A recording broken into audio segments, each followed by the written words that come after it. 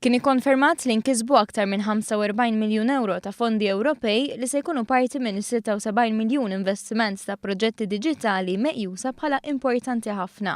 Fost dawn hemm il-proġett One Tablet per Child, proġett li għalkemm diġà għadda issa misserħan il-moħħ li se jkun appoġġjat minn fondi tal-Unjoni Ewropea.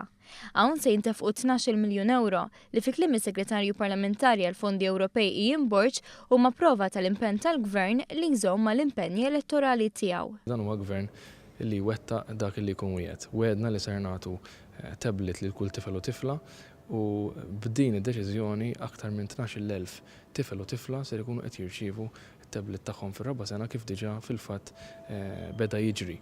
U issa assigurajna li dawn ħajkunu finanzjati minn fondi Ewropej. It-tieni proġett jismu Converge, bi spiża li tlaħħaq 57 miljun euro minnu se tibbenefika l-mita bil-ħolqien ta' applikazzjonijiet u servizzi elettroniċi li se jkunu ta' benefiċċju għan-negozji u ċ-ċittadini.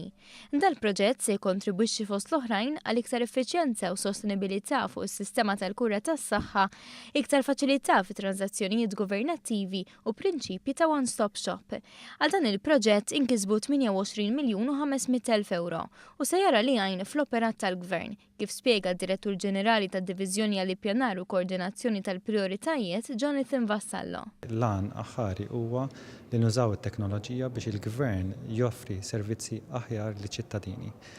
Kif ukoll jimprovja fl-operat tal-Gvern on a day-to-day basis. Proġett ieħor huwa dak li minnu se tibbenefika l-Awtorità tal-Ippjanar u se jwassal biex tinħoloq pjattaforma waħda biex tiġbor l-informazzjoni u tpoġġiha f'sistema waħda. B'hekk jinħoloq il-kunċett ta' iġbor darba uża ħafna u b'hekk iwassal għal tfassil ta' faċilità b'bażi ta' evidenza iktar b'saħħitha. Bl-isem Instagram, l-ispiża tal-proġett hija ta' ftit aktar minn 7 miljun euro, b'5 minnhom ġejjin minn fondi Ewropej u se jintuża mill-Ministeru u entitajiet governattivi.